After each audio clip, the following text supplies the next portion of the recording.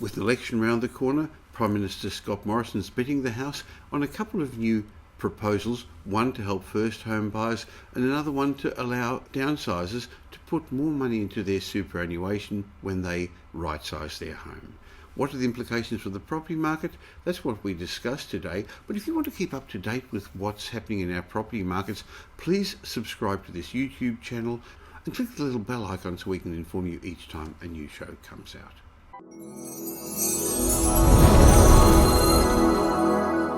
With more and more Australians now believing the great Australian dream of home ownership is out of reach, and with a federal election coming up in less than a week, both major political parties have now addressed the affordability challenge experienced by first homeowners. Each party is approaching the problem in a different way, but if either scheme gets implemented, there could be significant consequences for property values in the short term. Prime Minister Scott Morrison also announced a scheme to encourage older voters to right-size their homes and put more money into their superannuation.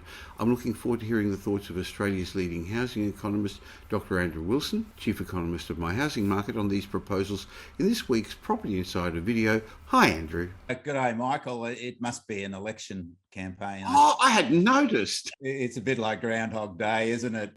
Here we go again. And it seems to be the usual policies and the usual sort of dialogue and analysis and criticism from the usual suspects. So and they tend to reveal their political persuasion because we are in the white hot centre of the battle for government, which all finishes in just a few days, and perhaps a relief for many, that we'll move on. But it's certainly been a big couple of days for the housing market in terms of the election campaign. Yes, this week the Prime Minister Scott Morrison is now, I guess, betting the house on the super play. He's promising that if re-elected, first home buyers are going to be able to contribute up to 40% of their superannuation, up to a maximum of $50,000 in a super home buying scheme. Yes, Michael, we've seen this before, and there's a number of factors that, in terms of using your super to enter the housing market for first home buyers. Firstly, there's a number of other similar advanced economies that actually use this scheme, and so it's nothing new, and it's nothing terribly radical. Other countries, New Zealand uses this particular scheme to give first home buyers a leg up.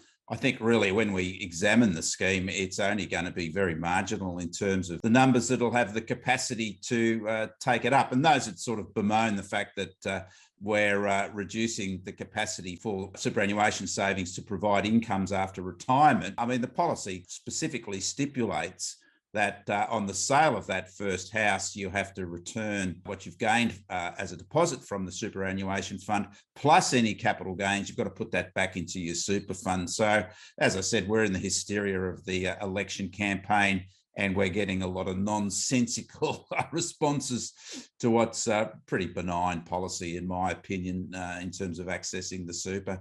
Relatively few first-home buyers have got enough money in their super, Andrew, to make this work, because you can only borrow 40% of your super, which means you need close to 120,000 in super. But the Australian Bureau of Statistics suggests that the median super contribution so far for 25 to 34-year-olds is around $25,000. So it's not going to make a big difference, is it?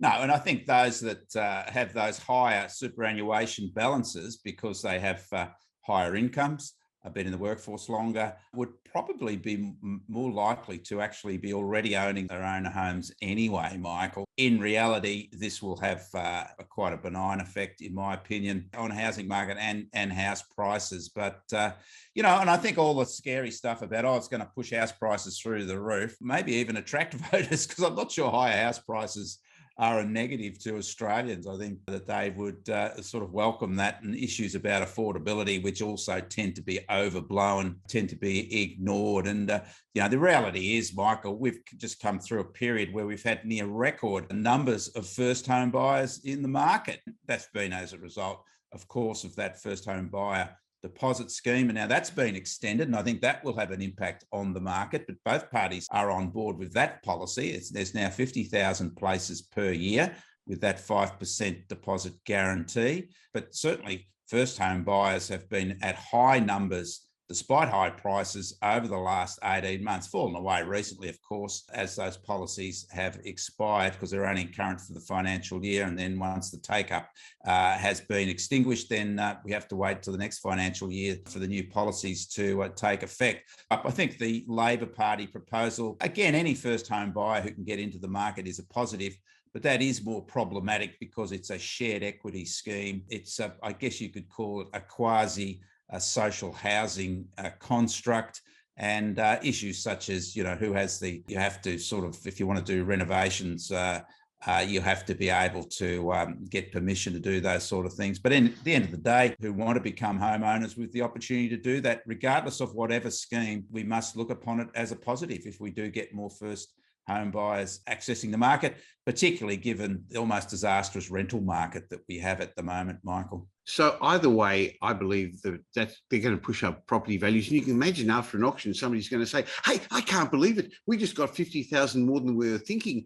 Boy, a first home buyer bought my property. Yeah, that's right. Because it's not just for new homes. In both cases, both parties are suggesting these schemes are going to be available for established properties as well. I think it's also interesting, I don't want to open a can of worms here, Michael, but if we look at the returns on superannuation versus the growth in house prices, we tend to see that house prices clearly outperform superannuation returns.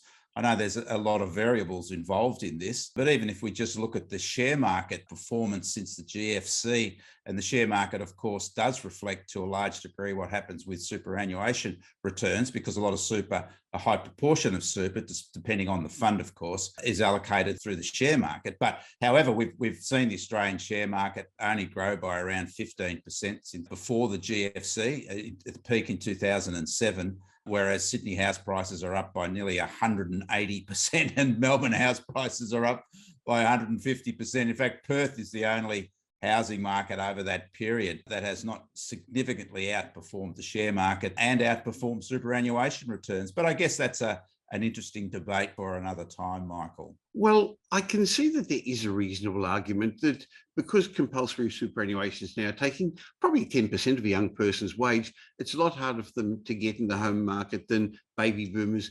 In our day, there wasn't compulsory super. It was only brought in 1992. And at that stage, it was only 3% of the wage. But it's got to be remembered that it's always been hard to get into the home market if you're wanting to buy in the sort of location that it took your parents 30 years to be able to get their home, Andrew. Yeah, that's right, Michael. And we must remember that before we had first home buyer schemes and a deregulation of the banking sector, you used to have a 40% deposit to purchase a home. And that was typically through one of the government-owned banks, the Commonwealth Bank, which was government-owned, of course, and was there to really supply finance for housing.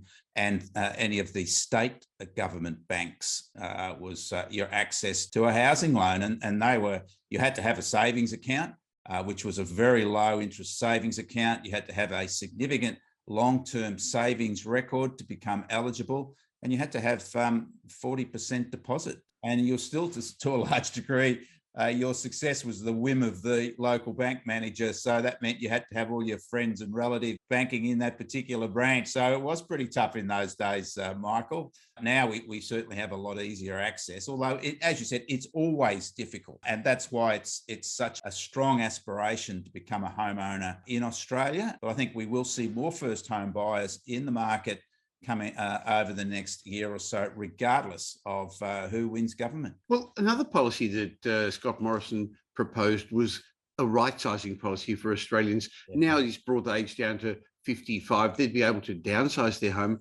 and contribute up to $300,000 of the profit of the sale of their home into their superannuation. And this is just an extension of the scheme that he brought in a little while ago when the age was 65, Andrew. Yes, Michael, I think, again, it's a good incentive to be able to improve your superannuation balance as you are getting closer to retirement. Obviously, that's a big incentive to be able to bump up your superannuation balance from the sale of your property. As well as that, I think there's a 2-year hiatus between when you do sell your property and how it changes your actual asset test. So there's some positives there, but I think the real issue here, Michael, isn't the giving more incentives for downsizers. It's actually giving them somewhere where they can downsize to or right size to. One of the the great problems in our capital cities has been the lack of particularly medium density housing, which has been a clear underperformer in development. All development has been an underperformer over the last 10 years, but certainly medium density has lacked the volume that downsizers would be looking for. And downsizers want affordable property in reasonable proximity to where they've been living for the last decade or more. So I think that's the real issue. It's not the financial capacity, it's the actual choice of properties to downsize to. And I think most capital cities have that problem. And of course, we keep attacking housing market issues on the demand side, Michael, creating more demand and then ignoring the supply side, which of course, at the end of the day, only means higher prices and more restrictions in terms of accessing the market. So, but politicians seem to be, don't ask about supply. It's too hard, right? Because there's all these political issues at the local, state, and the national level in terms of improving supply. And until we improve supply, you can forget about it having a more balanced housing market. And all we have to do is look at the terrible situation in our rental markets to see a on-the-ground issue with undersupplied housing markets. And that's certainly not going to end anytime soon, Michael. Clearly, baby boomers are now wanting to downsize close to where they live, as you said. The futurists a while ago suggested we were going to sea change or tree change or go to retirement villages, but that doesn't seem to be the case. People want to stay in the same community, go to the same dentist, the same hairdresser, be around their friends. Yes. So the lack of family-friendly, good-size apartments that's going to create an issue. They don't want to squeeze into a small box. Now, Andrew, over the weekend, we had a pre-election Super Saturday, and there was a listing surge, but overall, the results remained steady. Yes, Michael, we obviously, with the distractions of the federal election next Saturday, as usual, we get a bringing forward of supply into the auction market to avoid those distractions. Numbers were quite strong, particularly given that we had a quieter weekend, bit of a surprising quieter weekend the weekend before. But numbers were strong, but perhaps just not quite as strong as in previous periods. But of course, it does depend on the cycle. And we are moving into the typically quieter midwinter selling season, Michael. And of course, it's been a very strong period of activity over the last 12 months. So we are seeing some stabilisation with pent-up demand having been satisfied. And of course, affordability barriers are starting to restrict buyer activity as well. But as you said, results were reasonably steady given the surge in listings going forward. So auction markets are holding their own. It was only really the Canberra market that was down, but that followed quite a strong weekend the previous weekend. Adelaide remains the top performer in terms of auction clearance rates, Michael, but we know Adelaide is the top performer in terms of prices growth at the moment as well. Steady results, Melbourne. Brisbane's now coming back to the pack after some very strong results over the past 12 months. Similarly, Sydney and Melbourne. We're all looking in those markets at around about years so far lows, but still pushing up towards mid-60s, 70%, Michael. Reflects generally a seller's market still, but certainly a lot of energy has eased, a lot of energy is dissipated in our auction market. Well, we're noticing on the ground that buyers are definitely still out there, but their FOMO has gone, they're being more cautious, and A-grade properties and investment-grade homes are still selling well, but B-grade properties and C-grade properties, they're languishing. People are not wanting to bid at them at auction, and they're sitting around longer. The other thing is vendors' expectations are going to have to change, aren't they, Andrew? Before they were going up and up. If that's what they got last weekend, I want more for my house this weekend. But now it's changing. Yeah, rigid lending conditions, Michael, which is the beauty of Australia's housing market. Once we get to a certain price level, we just can't continue to push that price level up because we can't borrow anymore. That's the natural stabiliser in our housing markets. But I think it's interesting, even though we've clearly reached those affordability ceilings in Melbourne and Sydney, approaching it in Brisbane, some way to go there, and similarly in Adelaide, even though we're at those ceilings, prices are holding generally, Michael. It's only a marginal easing of prices at the moment, and I expect that to continue. We always see during the winter period the measurement of prices falling, but that's a reflection that we do have fewer higher priced properties because that is a holiday season to some degree in higher priced markets, and more non-discretionary sales do come through in winter. So the effect of that is to have an impact on the measurement of prices, but we're really not measuring like for like because it's a different market through the winter. Well, I look forward to catching up next week when we're going to know the result of the election. Well, hopefully we will. They may have a hung election, but we'll see what's going on and we'll have lots more to talk about. Well, I'm excited, Michael. I don't know about you, but no, I'm a little tongue-in-cheek there. But yes, it'll be an interesting week ahead. Look forward to chatting next week. Thanks, Michael.